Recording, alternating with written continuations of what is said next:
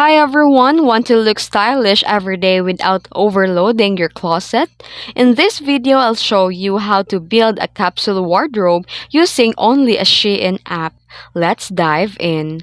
Start with your base colors. Stick to neutrals like black, white, beige, or gray. This mix and match easily.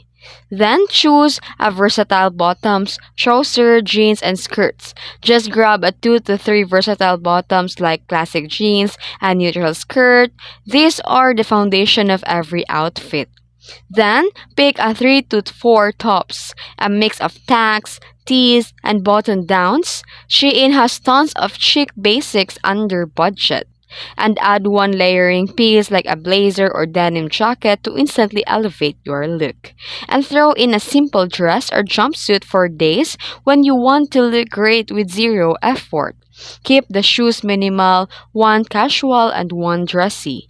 Then, accessorize with a few neutral bags and jewelry.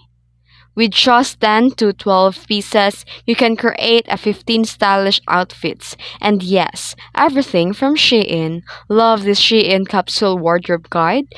Hit like, subscribe, and comment your piece below. Thanks for watching.